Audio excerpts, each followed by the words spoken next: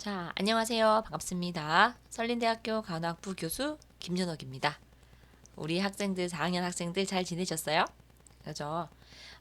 우리가 이제 계속 만나 뵙다가, 그죠? 이번 학기부터 이제 4학년 수업이 없어서 우리가 만나 뵙지 못하고 아마 실습지도 하면서 좀 만나 뵌 친구들은 좀 간혹 있을 거예요. 그래도 마지막 수업을 이제 국시특강을 여러분과 함께 하게 되고 또 제가 맡게 돼서 너무나 영광으로 생각을 하고요. 우리 학생들을 위해서 제가 열심히 강의록을 만들었어요. 그래서 아동간호학의 호흡기, 소화기, 영양 부분을 지금 현재 제가 수업을 1교시 할 거고 한 개 더 제가 성장과 발달 부분을 강의록도 만들고 강의를 찍어서 올릴 거기 때문에 참고하시면 되겠습니다. 옆에 교환에 제가 그 강의록 만든 거를 다 올려놨거든요. 그래서 제가 PPT를 올리는 것보다는 그냥 우리 한글 파일로 되어 있는 강의록을 드리는 게 여러분들 프린트아웃해서 보는 게 더 나을 것 같아서 전부 교환에다가 제가 한글 파일로 다 올려놨으니까 출력하셔가지고 쭉쭉 따라오면서 쭉쭉 줄 끄면서 따라오시면 되겠습니다. 제가 요약집 이제 몇 가지 하고요. 책하고 다 모두 다 믹스를 해서 다 만든 거고요. 그래서 아마 여기 있는 강의로만 보셔도 아동간호학 부분에서 호흡기, 소화기, 영양, 성장과 발달 부분은 충분히 국시 쪽을 타파할 수 있지 않을까라는 생각을 해봅니다. 자, 이제 쓸데없는 얘기를 하다가는 진도가 너무 늦어질 것 같아서 조금 빠르게 진행을 하도록 하겠습니다. 제가 스킵할 수 있는 부분은 스킵하면서 지나갈 거고요. 중요한 부분만 쭉쭉쭉 다루면서 가도록 할 겁니다. 그래도 우리 학생들은 국시 치시기 전에는 모두 한 번씩은 그쵸? 한 번씩은 훑어보고 지나가셔야 됩니다. 자, 갈게요. 자, 호흡기 문제와 간호부터 시작하겠습니다. 자, 호흡기의 구조와 기능. 이거부터 시작합니다. 자, 핵심 출제 개념 한번 볼게요. 자, 급성 인두염의 합병증, 편도선 수술 전후 간호 중재, 호흡곤란이 있는 아동의 간호 중재, 이물질 흡인 시 간호 중재, 이런 것들 위주로 나오고요. 급성 인두염, 편도선염, 모세 기관지염, 크룹, 천식 뭐 이런 거 증상과 간호 중심으로 공부를 하시면 되겠습니다. 자, 호흡기의 구조와 기능을 쭉 넘어갈게요. 강의록 따라오십시오. 지금 현재 강의록 1페이지의 내용입니다. 자, 호흡기 구조와 기능 쭉 넘어가면서 여기 한번 볼까요? 자, 기출 위주로 볼 겁니다. 자, 신생아, 영유아 아동의 호흡기 특성. 네, 따끈따끈한 2019년도에 기출된 적이 있습니다. 자, 기도가 성인보다 짧고 직경이 작습니다. 직경이 작아요. 그러니까 기도 폐쇄 및 심한 호흡 곤란이 쉽게 발생할 수밖에 없겠죠. 영아의 기관과 하부 기도의 크기는 성인 기도의 3분의 1에서 2분의 1 정도다라는 거 보시면 될 것 같고요. 유스타키오간이 수평적이고 짧아서 박테리아 감염이 증가합니다. 그러니까 중이염 위험성이 증가한다. 왜? 유스타키오간이 수평적이고 짧기 때문에 중이염 위험성이 증가한다. 2018년도에 기출된 적 있습니다. 자, 5번 볼게요. 영아는 비강 호흡만 하기 때문에 구강을 통한 호흡에 어려움이 있습니다. 그리고 9번 한번 볼까요? 신생아는 무호흡 증상이 더 흔하고 호흡 양상이 불규칙하다. 이게 2019년도에 기출된 적이 있어요. 그래서 신생아 영유아 아동의 호흡기 특성. 그래서 기출된 거 위주로 한번 쭉 훑어 드렸습니다. 자, 쭉 넘어가고요. 자, 쭉 넘어가고 중요하지 않은 부분이라서 그런 건 아니고 기출되지 않은 부분 그리고 많이 기출된 부분 위주로 제가 계속 하고 넘어갑니다. 자, 상기도 감염 중에서 첫 번째 비인두염입니다. 자, 비인두염은 그냥 우리 코감기 생각하시면 됩니다. 그래서 90%가 네, 바이러스입니다. 바이러스가 원인이고요. 리노바이러스가 가장 흔한 원인, RSV 바이러스가 흔한 원인입니다. 그래서 결론은 뭐다? 비인두염은 바이러스성, 그쵸? 바이러스 원인인 경우가 많다 하는 거고요. 자, 그 다음 증상 한번 볼까요? 증상 부분에서 침을 삼키지 않고 흘립니다. 왜 그렇겠어요? 목이 아프니까, 그쵸? 줄줄줄 흘리게 되는 거죠. 자, 그 다음 치료 부분 한번 볼게요. 치료. 자, 치료 부분에서 자, 3개월 이상 된 영아와 3개월 미만 영아의 차이점을 알아두셔야 합니다. 자, 3개월 이상 된 영아에게는 비점막 부종 완화를 위해서 충혈 제거제를 투여할 수가 있습니다. 반면에 3개월 미만 영아는 충혈 제거제를 사용하지 않고요. 생리식염수를 이용해서 비강 내에 점액하여서 분비물을 묽게 만들어서 제거하게끔 되어 있습니다. 그래서 요거 두 개의 차이점 알아두시면 좋을 것 같고요. 만약에 발열과 통증이 있을 때는 아스타미노펜 또는 이부프로펜을 사용합니다. 꼭 알아두셔야 됩니다. 왜? 아스피린은 사용하지 마시오라는 뜻이에요. 아스피린은 왜 금기일까요? 이제 4학년이니까 다 아시죠? 레이 증후군의 위험성이 있기 때문에 아스피린은 금기입니다. 그래서 발열과 통증이 있을 땐 아스타미노펜과 이부프로펜을 사용한다라고 보시면 됩니다. 잘 따라오시죠? 아마 한 번 더 예전에 들었던 걸 또 한 번 언급하는 거기 때문에 크게 어려운 부분들은 아닐 겁니다. 자, 간호중재 부분 볼게요. 자, 분비물 배액을 위해서 상체를 높여준다. 그쵸? 복이나 반복이나 측이도 당연히 가능합니다. 어쨌든 앉을 수 있다면 상체를 높여준다라고 보시면 됩니다. 그리고 실내 습도를 높임으로써 분비물을 묽게 해서 배출을 용이하도록 하게 한다라는 부분 간호중재입니다. 자, 그 다음 두 번째 인두염입니다. 인두염 9805, 08, 10, 16, 18까지 쭉 기출된 적이 있고요. 자, 인두염은 편도염과 인두편도염을 포함한 인두의 감염 질환입니다. 그래서 우리가 생각하는 그냥 감기 조금 심한 감기 정도라고 생각하시면 될 것 같아요. 4에서 7세 아동의 발생률이 굉장히 높고요. 이것도 마찬가지. 대부분 바이러스성입니다. 80%가 바이러스성이고요. 세균성은 A, 베타, 그쵸? 용혈성 연쇄상규균이 가장 흔하다. 16에 기출된 적이 있습니다. 대부분 바이러스성이나 세균성도 있다라는 거죠. 자, 증상 바이러스성 인두염은 여기 보시면 여기 적혀 있지는 않네요. 옆에다 하나 써주시면 좋을 것 같아요. 바이러스성 인두염은 서서히 시작합니다. 서서히 시작. 자, 그 다음 세균성인 연쇄상구균 인두염은 어떻게 했어요? 그쵸. 인두통과 발열이 빠르게 발생. 바이러스성 인두염은 서서히 시작. 연쇄상구균 인두염인 세균성은 인두통과 발열이 빠르게 발생한다. 라는 거 이렇게 비교해서 알아두시면 좋을 것 같고요. 자, 그 다음 넘어갑니다. 조금 빠르게 하니까 강의록을 빨리빨리 따라오셔야 됩니다. 벌써 강의록 지금 4페이지입니다. 4페이지. 자, 쭉 내려오셔서 여기 치료 부분입니다. 치료 부분에서 줄 쳐놓은 거 보셔야 되겠죠? 자, 연쇄상 구균인 경우에 이건 뭐예요? 세균성일 경우에 이 말입니다. 자, 바이러스성 감염일 때는 여러분 항생제를 쓰지 않습니다. 그렇지만 세균성일 경우에는 항생제를 당연히 써야 됩니다. 그래서 페니실린은 투여한다 라고 되어 있고요. 자, 급성 증세 치료를 해야 된다. 페니실린에 과민 반응이 있을 경우에는 에리스로마이신을 투여한다. 다 항생제예요. 항생제 사용 1일째까지 격리한다. 왜? 항생제 치료 24시간 내에 급성 증상이 사라지며 점령성도 사라진다 라고 되어 있습니다. 2016년도에 기출된 적 있어요. 자, 간호중대 2010년도에 기출된 적 있습니다. 자, 인후통 호소 시에 어떻게 하느냐? 경한 진통제를 투여한다. 목에 온수포나 냉수포를 준다. 따뜻한 생리식염수로 함수시켜서 인후통을 완화한다 하는 부분 보시고요.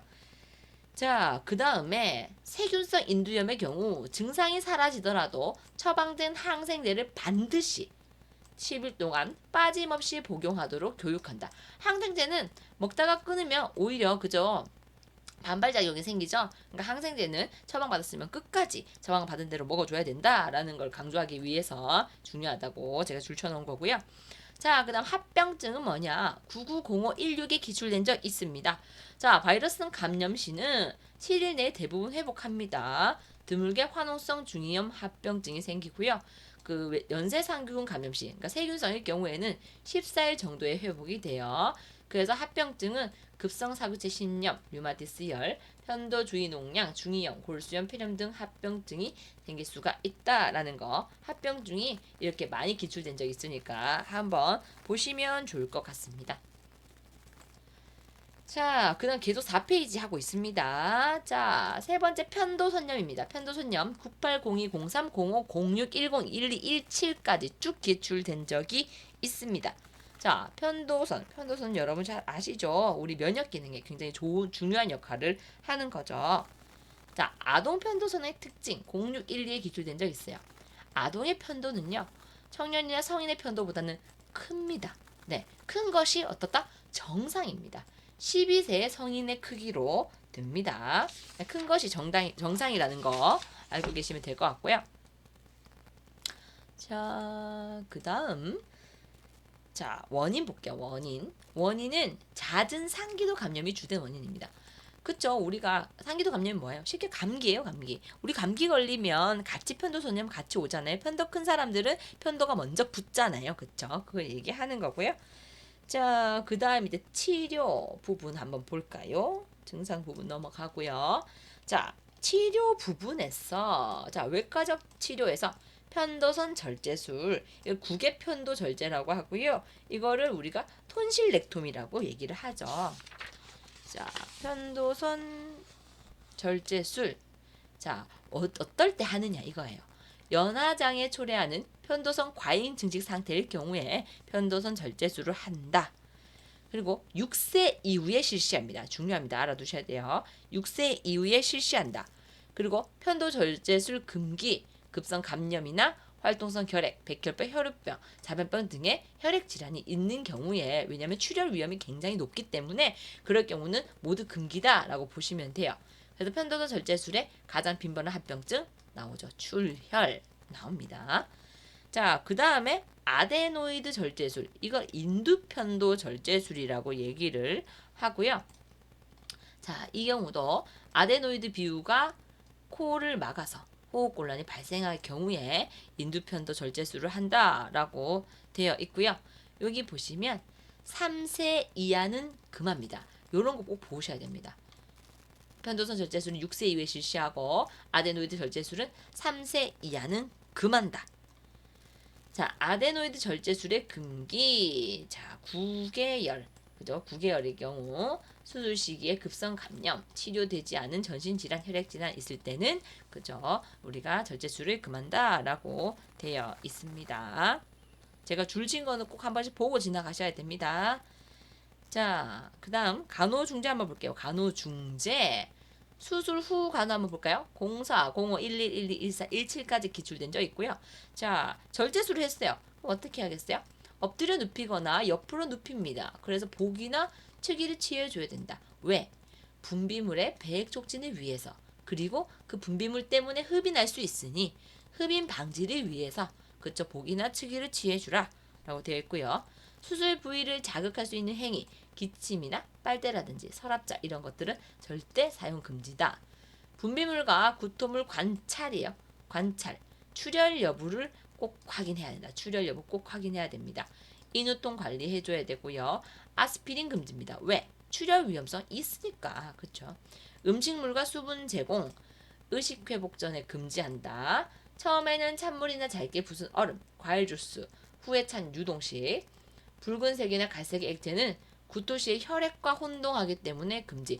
아마 보시면 그 편도 절제술을 하고 나서 보면은 아이스크림 이런 거 먹으세요 이렇게 얘기할 거예요. 그것도 무슨 안나 그 아이스크림 아시죠? 하얀 거 그런 거 드시라고 할 거예요. 왜냐면 혈액과 혼동이 될 수 있기 때문에 되는 이유도 있죠.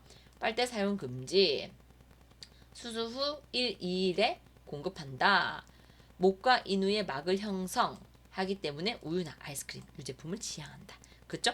출혈 때문도 있지만 목과 인후의 막을 형성하기 위해서 그쵸? 그런 아이스크림이라든지 유제품을 지향하기도 합니다. 그래서 이 부분이 2017년에 기출된 적이 있으니까 꼭 보셔야 되고요.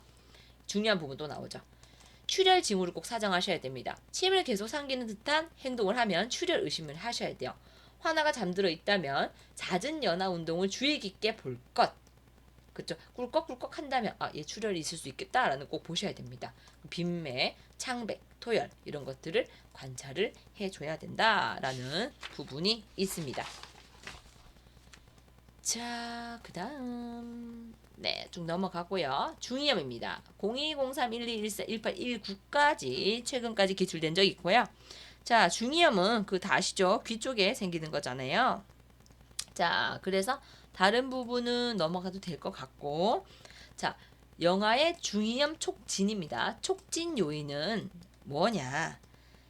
아까 얘기했었죠? 유스타키오관이 비교적 넓고 짧고 곱고 수평면에 위치하기 때문에 그쵸? 역류 가능성이 있기 때문에 중이염이 많이 걸린다라고 아까도 말씀을 드렸었습니다.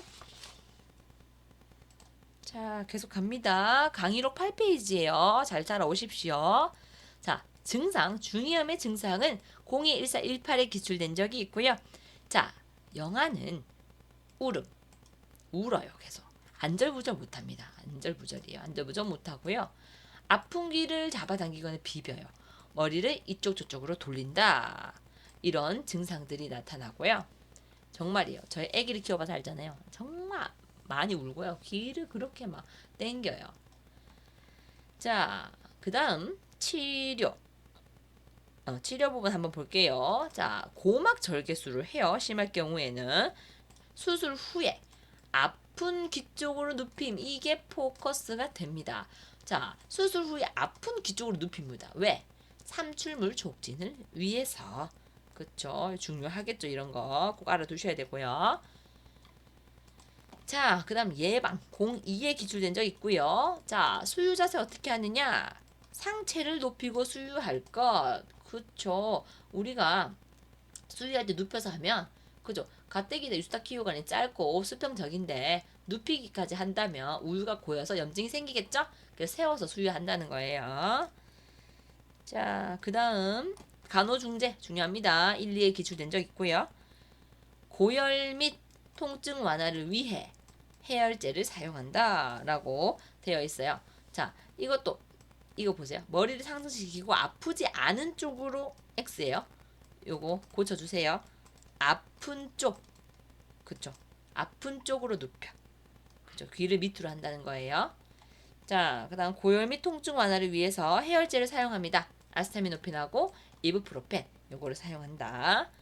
그리고 귀 약은 환축기가 왼쪽으로 오는 자세를 취하고 3세 미만 역류하는 후 하방, 3세 이상은 후 상방으로 귀를 잡아 당겨 투약해야 됩니다.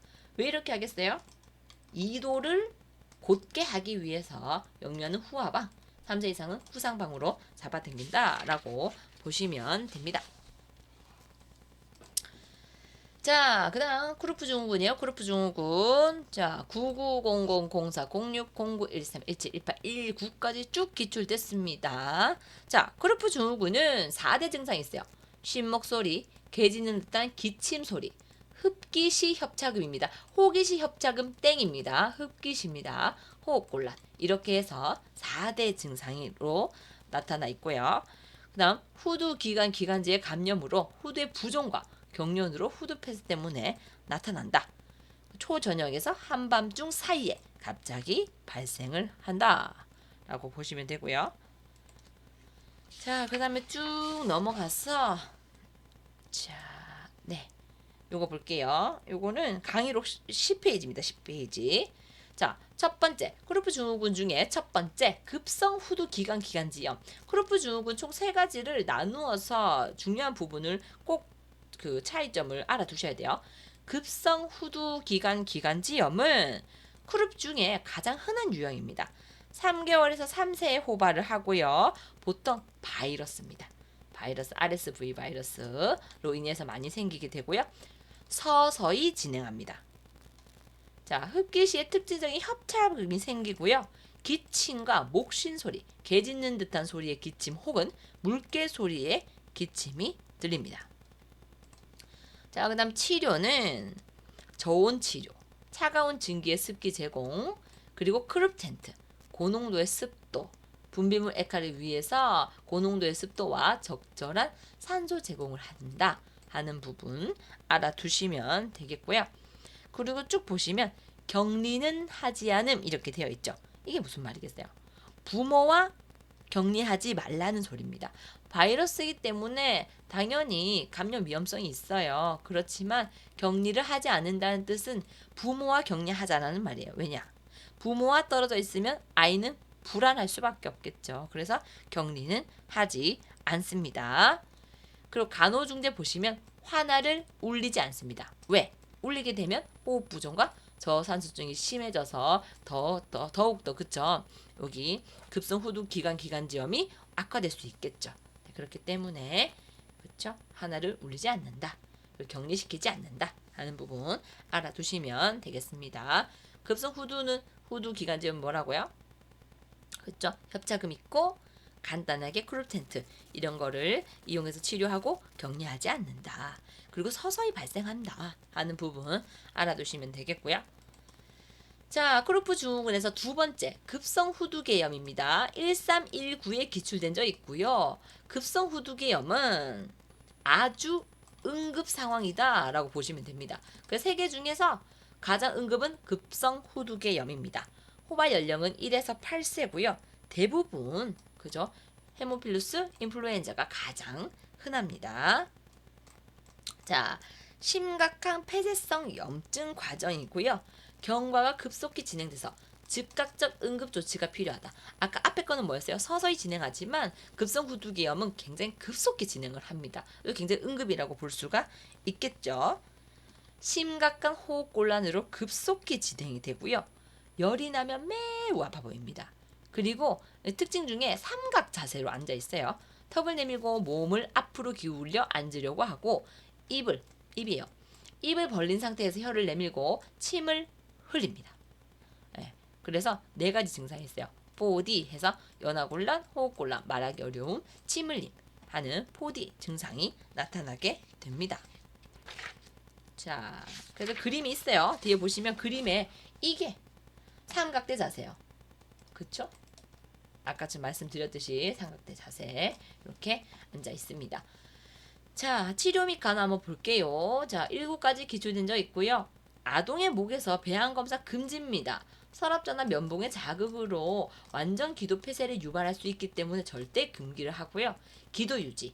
그쵸, 응급 상황이기 때문에 심한 호흡곤란 시 기관 내 삽관 혹은 기관 절개술을 시행한다 하는 부분이 2019년도에 기출된 적이 있습니다. 자, 그 다음 크루프 증후군의 세 번째 급성 경련성 후두염이에요. 이거는 2017년도에 기출된 적 있고요. 호발 연령은 1에서 3세고요. 원인균은 대부분 바이러스입니다. 아니면 정신심리적인 요인이고요. 발병은 뭐다? 중요하죠. 밤에 갑자기 나타납니다. 이 말은 낮에는 멀쩡하다는 뜻입니다. 네, 밤에 계속 활동을 하는 거예요. 자, 증상은 크루프성 기침입니다. 크루프성 기침. 그래서 밤에 갑자기 나타나는데 우리가 보통 밤 11시부터 새벽 2시 사이에 시작이 된다고 해요. 그래서 급성 경련성 후두염 같은 경우는요. 열이나 전염성이 없어요. 왜?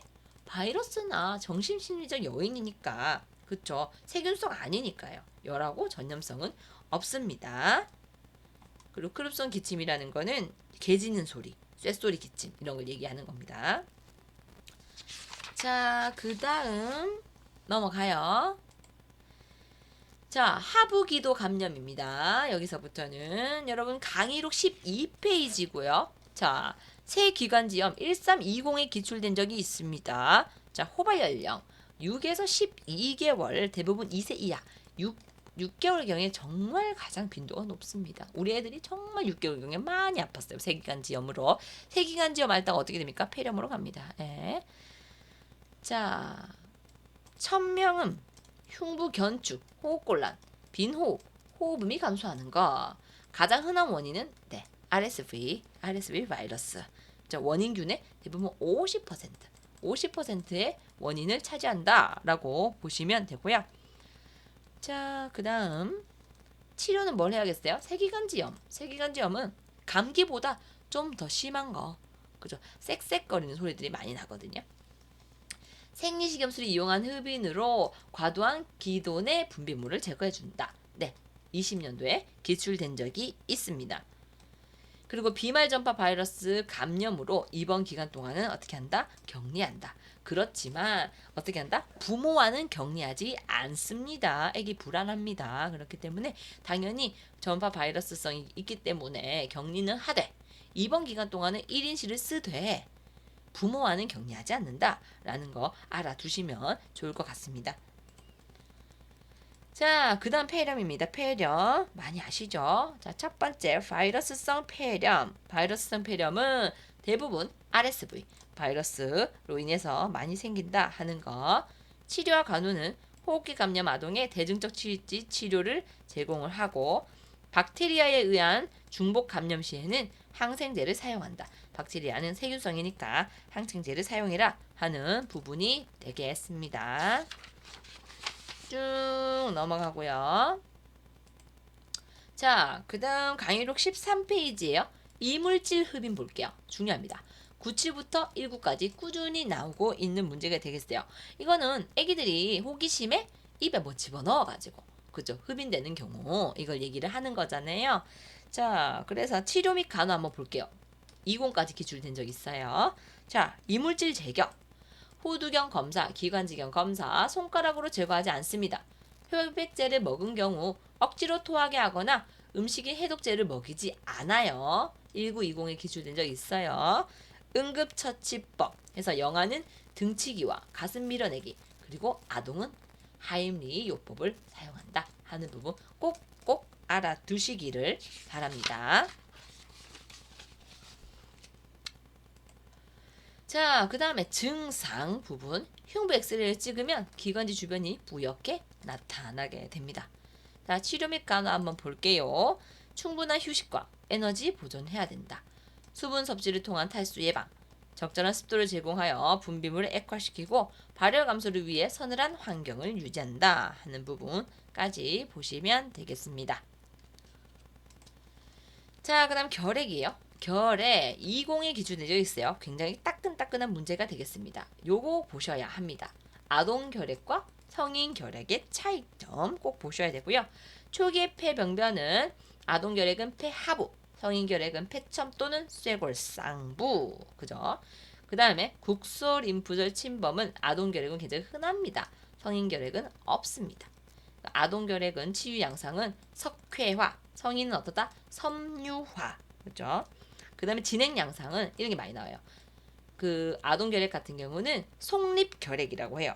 그 좁쌀 결핵이라고도 하고요. 혈류로 들어가서 전신에 퍼지게 되는 이러한 속립 결핵 진행 양상을 보이게 되고요. 성인 결핵 같은 경우는 기관지 산포라고 하고 치즈 괴사 많이 들어보셨죠? 치즈 괴사라고도 하고 공동을 초래하게 됩니다. 그 치즈처럼 보이는 그 세포 괴사를 얘기를 하는 거거든요. 그래서 그렇게 진행 양상이 보이고요. 그리고 감염 방법은 초감염 결핵. 그리고 성인 결핵 같은 경우는 그쵸. 예전에 걸렸다가 재감염 또는 재활성화 결핵으로 많이 나온다라고 보시면 됩니다. 그래서 성인 결핵과 소아 결핵 요 차이점을 알아두시면 좋을 것 같아요. 자, 그 다음 이제 결핵 같은 경우는 우리가 진단검사 진단해야 되잖아요. 만톡스 테스트라고 하죠. 20년도에 기출된 적 있고요. 만톡스 테스트하고 투벨쿨린 검사는 똑같은 말입니다. 자, PPD 0.1cc 약을 전환에 피내 주사입니다. 뭐 피해 주사, 뭐 이런 피하 주사, 근육 주사 다 땡땡입니다. 그리고 이런 거 많이 있어요. 전환에다가 하잖아요. 근데 보면은 뭐 삼각근에 한다든지 뭐 이럴 수 있어요. 시험에는.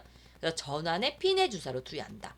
주사 후에 48에서 72시간 후에 판독을 하고요. 10ml 이상이면 양성이다 하는 부분 20년도에 기출된 적 있습니다. 꼭꼭 외워 두시기를 바랍니다.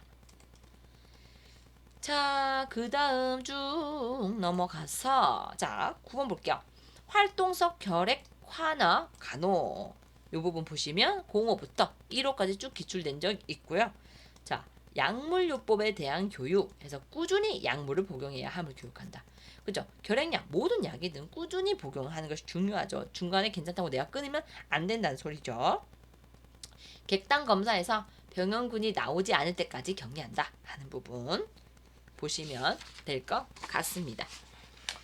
자, BCG 예방접종은요. 투베르쿨린 검사 결과 시 음성일 때입니다. 양성일 때는 투여하지 않나요? 음성일 때 투여한다. 그리고 예방접종 같은 경우는 아까는 우리가 이제 만톡스 테스트 하는 거였죠. 이거는 예방접종입니다. 그래서 상완 외측면, 그러니까 삼각근 부위에 피하 주사를 합니다. 생후 4주 이내 접종이 원칙이다 라는 거 보시면 되겠습니다. 여기까지 호흡기고요. 자, 그 다음 이제 소화기입니다. 소화기 갈게요. 자, 소화기 쭉 넘어가셔서 17페이지 갑니다. 17페이지. 17페이지에서 요거 잠깐 볼게요. 아동기 소화기의 기능적 특징. 첫 3개월 동안은 장 점막의 락타제 수준이 낮아서 유당을 완전히 흡수하지 못해요. 그런 부분 2015년도 영아는 정상적으로 담즙산이 적기 때문에 섭취한 지방의 90%만 흡수할 수 있습니다. 요거 두 개 다 2015년도에 기출된 적이 있습니다. 자, 그 다음에 아동의 체액 조절 기전 해서 영아의 수분 균형이 깨지기 쉬운 이유. 자, 볼까요? 세포 외액이 굉장히 많습니다. 성인에 비해서 꼭 알아두셔야 돼요. 세포 외액이 많습니다. 기초 대사량이 높고요. 호흡수가 빨라서 수분 상실이 많아요. 그리고 체중에 비해 체포 면적이 커서 불감성 손실이 많고요. 위장관 공간이 넓어서 설사 시에 다량의 수분이 손실된다 하는 부분 알아두시면 좋을 것 같습니다. 자, 그 다음에 쭉쭉 넘어갑니다. 쭉쭉 넘어가셔서 어느 부분을 보시냐면 강의록 20페이지 갑니다. 20페이지. 네, 변비예요. 변비. 자, 변비는 여러분 다 아시는 것처럼 배변의 빈도나 일관성의 변화와 변 배출의 어려움, 3일 이상 변 배출이 없는 경우 우리가 변비라고 정의를 하죠. 자, 그래서 좀 넘어가고요. 강의로 21페이지입니다. 21페이지에 변비의 치료 및 간호 좀 볼게요. 우리 변비 걸리면 뭐 해요? 그죠? 고섬유질 식사하고 완화제나 등장성 관장합니다. 매복시에. 그쵸? 등장성 관장이 무슨 말이죠? 생리식염수 간장 말하는 거예요. NS, NMR 얘기하는 겁니다. 행동 프로그램 할 수 있고요. 잘게 자른 음식을 제공한다. 우유에 옥수수 시럽과 당밀 첨가. 자두나 자두 주스. 우리 자두 말린 거 푸른 이런 거 변비에 좋잖아요. 그런 거. 섬유질 식사. 그 습각적 완화제나 관장은 하지 않도록 한다 하는 부분 보시면 될 것 같습니다. 자, 그 다음 위식도 역류입니다. 위식도 역류는 우리 대부분 현대인도 많이 가지고 있는 질환이죠. 위식도 역류는 하부 식도 조인근의 기능 부존으로 인해 발생하는 것입니다. 자, 그래서 넘어가셔서 자, 강의로 22페이지. 자, 치료 부분 볼게요. 위 역류 요 같은 경우는 우리가 외과도 치료로 위저부 주름술을 해요. 그래서 이렇게 벌어져 있는 식도를 어떻게 한다? 이렇게 쪼아준다 하는 것이 위저부 주름술이 됩니다. 소량의 우유를 자주 제공해야 되고요. 그러니까 우리가 묽은 거를 왕창 주면 후토하잖아요. 과편장 시에는. 그러니까 조금씩 줘라. 조제유에 공유를 첨가해서 농도를 진하게 해라. 좀 찐득찐득하면 구토 방지가 되죠. 식간에 제산제를 투여해서 통증을 완화시켜라. 그리고 베타네콜, 그 식전 하부식도 조인근의 압력을 높여줘라. 역류 방지 위해서 상체를 높인 자세를 취해줘라. 영아의 상체를 곧게 해서 위가 수직이 되도록 체위 유지해줘라. 눕혔을 경우 침상 머리를 상승시켜라. 몽땅 뭐예요? 그래, 앉혀줘라, 세워줘라 이겁니다. 우리 누우면 바로 역류하잖아요. 먹고 바로 누우면 안 되죠. 우리 이런 경우에는. 자, 그 다음 강의로 23페이지입니다. 장중첩증 엄청 중요합니다. 030411141920까지 쭉 나왔던 문제가 되고요. 장중첩증은 말 그대로 장이 다른 장의 한 부분으로 겹쳐 들어간 것을 얘기를 합니다. 그래서 치료되지 않을 경우에는 괴사나 천공이나 감돈이 발생할 수가 있어요. 누구한테 흔하다? 네, 2세 이하에 흔하고 남자아이에게 흔합니다. 남자아이에게 흔해요. 자, 증상 볼게요. 증상이 어마무시하게 중요합니다. 03부터 쭉 증상이 나와요. 자, 주기적이며 극심한 급성 복통. 너무 아파가지고요. 다리를 차거나 복부를 향해 위로 끌어당기는 움직임. 그리고 복부 팽만, 초반에 담즙 섞인 구토, 그 우측 상복부에 소세지 모양 덩어리 촉진, 별표, 복부 촉진 시 우측 하복부가 비어 있는 것 같은 느낌, 그 젤리 모양의 혈액과 점액 섞인 변이 특징적, 별표, 이 두 가지 꼭 알아두셔야 됩니다. 소세지 모양과 젤리, 소세지랑 젤리 생각하시면 되겠다, 그죠?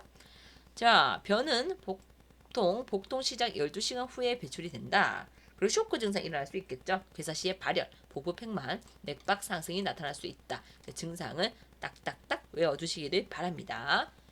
자, 치료 및 간호 보겠습니다. 자, 발육관장 엄청 중요합니다. 우리가 장이 겹쳐져 있으니까 어떻게 해요? 팡 하고 공기나 바륨을 넣어서 어떻게 해요? 풀어주면 되는 겁니다. 정수압을 이용해서 환원을 시켜준다. 첫 24에서 48시간 안에 공기나 조영제를 항문으로 넣어서 장관의 압력을 증가시켜 풀어주는 방법입니다. 그래서 발윤 관장과 함께 수용석 정복을 하는 거고요. 감압에 대한 준비를 위해서 일단 MPO, 금식을 시킵니다. 그리고 비위관 삽입을 하고요. 몰핀 등으로 진정이 필요합니다. 비위관 삽입 왜 할까요? 비위관을 통해서 배액이 잘 되는지 관찰하기 위해서 비위관 삽입을 하는 것이지 우리가 이것을 감압하기 위해서 하는 것은 아닙니다. 배액이 잘 되기 위해서 관찰하기 위해서 우리가 비위관 삽입을 하는 거예요. 자, 그 다음에 이제 외과적 중재는 정수압 환원이 실패할 경우도 있잖아요. 그럴 경우에는 응급수술을 해라. 장폐색이 2일 이상 지속될 경우에는 수술을 해라. 어떤 수술을 하겠어요? 장 절제하고 봉합하는 수술을 하게 됩니다. 자, 그 다음에 체액균형 장애에서 첫 번째 급성 위장염입니다. 위장염 뭐예요? 우리가 생각하는 그 장염이에요, 장염. 자, 가장 흔한 것은 로타바이러스. 로타바이러스에 의한 위장 감염으로 설사가 가장 중요한 원인이 됩니다. 자, 우리 생각하시면 돼요. 우리 작년 걸렸을 때. 자, 어떤 거를 해주냐? 간호중재. 자, 강의로 25페이지예요. 자, 수액 보충, 당분 있는 음료는 제외한다. 설사하니까. 솔식기 개별변기 사용해라. 그쵸? 그리고 정상식이 공급, 고지방과 고당식이는 피해라 하는 부분 한번 보시면 될 것 같고요. 자, 그 다음에 설사입니다. 설사. 99부터 19까지 아주 꾸준히 기출이 되고 있어요. 자, 원인 볼게요. 원인 로타바이러스에 의한 감염이 흔하다 하는 부분, 그리고 설사와 탈수를 유발한다 하는 부분 보시면 되겠고요. 자, 쭉쭉 넘어가고요. 진단 부분 볼게요. 강의로 26페이지입니다. 자, 진단, 치료 부분 볼게요. 치료. 자, 우리가 설사를 했어요. 그 설사를 하면은 우리가 수분이 부족해지잖아요. 그럼 뭘 줘야 된다? 경구용 제수화 용액. 이거 ORS라고 하고요. 경구용 제수화 용액을 사용한다 하는 게 2019년도에 기출된 적이 있습니다. 우리가 경구용 제수화 용액, 우리 국내에서 시판되는 거는 페디라라는 이름으로 시판되는 용액이 따로 있어요. 그거를 사서 주면 되고요. 주사기로 주던지 수유병에 넣어주던지 숟가락을 주던지 뭐 이렇게 해서 일단 입으로 넣을 수 있다면 입으로 넣어줍니다. 자, 그 다음 심한 탈수나 구강 섭취가 어려울 때는 당연히 그죠, IV로 수액을 줘라 라고 되어 있는 거고요. 자, 그 다음 간호중재 021115에 기출된 적 있고요. 원인균이 판명될 때까지는 격리를 해라. 그 중요한 거 나옵니다. 대사성 산독증 교정입니다. 자, 설사는 산독증입니다. 산독증. 탈수 증상 사정해야 되고요. 자, 그 다음에 강의로 27페이지 쭉쭉 계속 갑니다. 자, 감염 경로의 차단을 위해서 배설물 관리를 철저히 시행한다. 뒤처리하고 손 깨끗이 씻어라 하는 부분 보시면 되고요. 자, 중요해서 또 써놨죠, 제가. 설사 인해서 탈수 예방하기 위해서 ORS 주세요. 근데 입으로 먹을 수 없으면 IV로 주세요 하는 거예요. 자, 그리고 구토는 어떻게 해요? 대사성 알칼리증. 설사는 대사성 산증 하는 부분 외워두시면 되겠습니다. 자, 그 다음 구토입니다. 구토 121112에 기출된 적이 있고요. 자, 구토는 5번 한번 볼게요. 투사성 구토, 팍하고 나가는 구토죠. 이거 같은 경우는 선천성 유문 협착이나 뇌압 상승을 의심해야 됩니다. 갑자기 팍하고 분출돼 버리는 거죠. 자, 여기도 나오죠. 투사성 구토, 유문 협착증을 의심해라 하는 부분. 자, 그 다음에 치료. 구토로 인한 탈수 시에 ORS 주고 IV 줘라 하는 부분 나옵니다. 아까 설사와 구토 이제 비슷한 맥락이죠. 자, 간호중재 1차적으로 기도 확보가 중요합니다. 왜냐? 흡인될 수도 있잖아요. 구토하다가 그래서 적절한 제의를 취해줘라. 앉아주거나 옆으로 눕히거나 하는 부분이 나옵니다. 자, 그리고 또 나오죠. 그죠? 구토로 인한 탈수일 경우에 대사성 알칼리증 증상을 관찰해라 하는 부분까지 쭉 보셨습니다. 자, 강의록 28페이지입니다. 자, 탈수예요. 0104에 기출된 적이 있고요. 자, 원인, 체액이 부족한 상태를 얘기를 하고요. 등장성, 저장성, 고장성 이렇게 나누어집니다. 그 등장성은 수분, 염분의 손실이에요. 그래서 설사나 구토일 경우에. 그리고 저장성은 수분 과다, 염분 소실로 심한 발환으로 그쵸 나트륨의 소실인 경우. 고장성은 염분 과다와 수분 손실을 얘기하죠. 그 염분 많은 용액을 섭취했을 경우, 화상일 경우에 우리가 고장성 탈수가 생길 수 있다라고 되어 있고요. 자, 증상. 자, 탈수의 증상 뭐겠어요? 그쵸? 일단 물이 없다고 생각해보세요. 몸에. 구강점막 건조해질 거고요. 그 다음 타액 감소하고 맥박 상승할 거고요. 요비증이 증가합니다. 중요합니다. 요비증이 증가해요. 요비증이 뭐예요? 요의 소변의 농축력을 얘기를 하죠. 그냥 소변이 농축되어 있는 정도를 얘기하기 때문에 굉장히 진한 소변이다 라고 볼 수가 있는 거고요. 요비장이 증가하게 되면 그 말은 수분이 부족하다 라는 뜻이 되겠죠. 소변량이 감소할 거고요. 그 다음 테타니 및 경련 이런 것들도 생길 수가 있다. 자, 진단 16에 기출된 적 있어요. 증상 빈맥, 피부와 점막 검조, 천문 함몰, 사진행감과 반점, 피부 긴장도 저하, 모세혈관, 충혈시간 지연 이런 것들이로 진단을 할 수가 있다라는 부분. 빈맥과 혈압 하강이 동반된다. 그리고 모세혈관 충전 시간 2초 이상, 눈물도 나오지 않고 점막 건조, 아파 보이는 표정 이런 것들이 내 증상으로 나타날 수가 있다라는 부분이 되겠고요. 자, 탈수의 정도 1619에 기출된 적이 있어요. 경증, 중증도, 중증 이렇게 나누어지는데 우리가 경증하고 중증도는 비슷하지만 중증이 완전 달라요. 중증 부분을 좀 보셔야 되겠죠. 일단 빈맥 있고요. 그 다음 빠르고 깊어요. 호흡은. 그리고 혈압은 떨어집니다. 그리고 대천문은 심하게 함몰되고요. 그리고 말초 혈관 재충혈 시간은 지연되고 사지가 차갑고 얼룩덜룩하게 된다 하는 부분. 그리고 소변량은 최소량으로 내려간다 라는 부분 보시면 되겠습니다. 자, 치료 및 간호 한번 볼게요. 치료 및 간호. 우선 수분 불균형을 교정하고 잠재적 원인을 치료한다. 그리고 등장성, 저장성 탈수 시에 신속한 수분 보충을 해라. 그리고 ORS 투여해라 하는 부분. 그리고 안 되면 어떻게 한다? IV 하세요 하는 부분 이렇게 나와 있습니다. 여기까지 소화기에 관련된 간호고요. 좀 많죠. 그래서 조금 최대한 빨리 한다고 좀 빨리 해드렸는데 너무 좀 분량이 많아서 그렇죠. 그래도 조금 이해를 하시고 국시 특강이니까 마지막이라 생각을 하시고 좀 즐겁게 들어주시면 좋을 것 같습니다. 자, 영양 건강 문제와 간호 들어가도록 하겠습니다.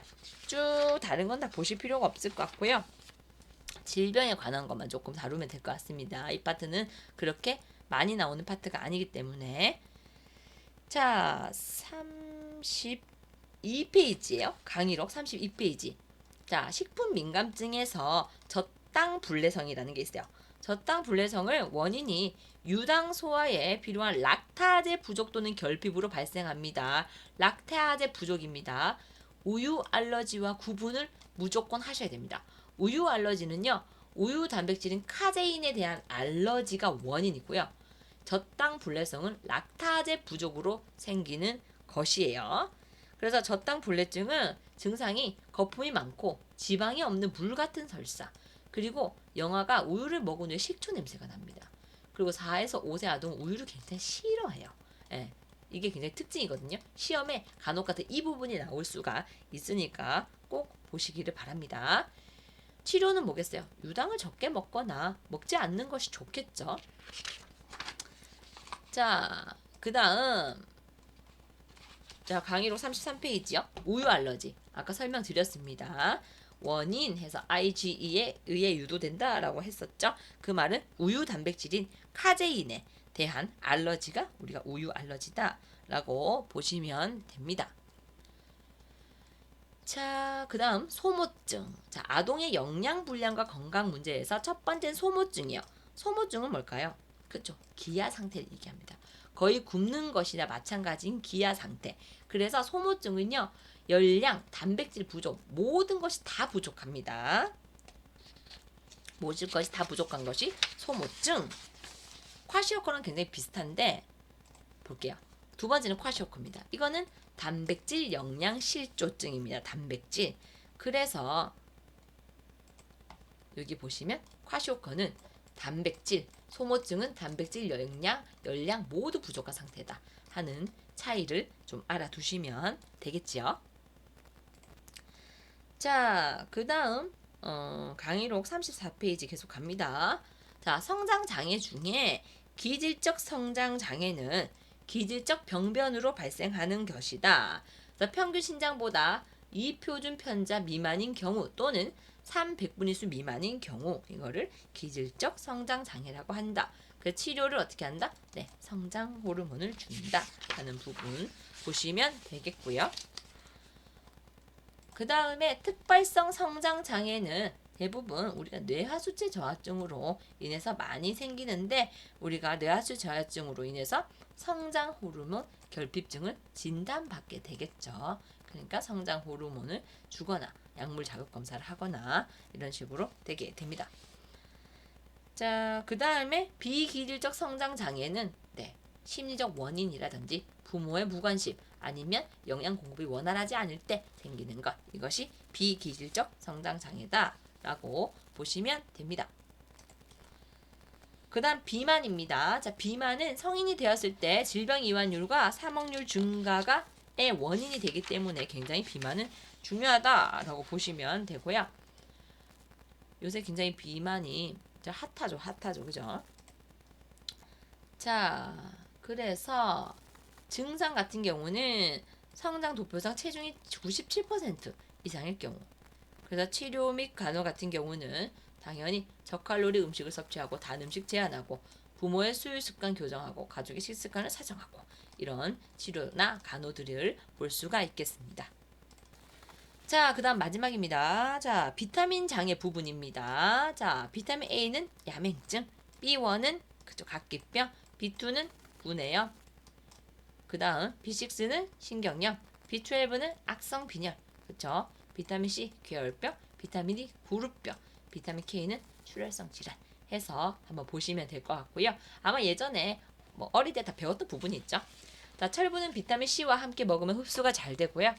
비타민 K는 칼슘과 더불어 출혈 예방과 관련이 있다 하는 부분까지 제가 언급을 해드렸습니다. 네, 그래서 호흡기, 소화기, 영양 부분은 네, 이 정도만 해도 충분히 국시에 합격하지 않을까라는 생각이 들고요. 자, 2차 시대 성장과 발달으로 저희 함께 만나도록 하겠습니다. 수고 많으셨고요. 이따 뵙도록 할게요. 수고하셨습니다.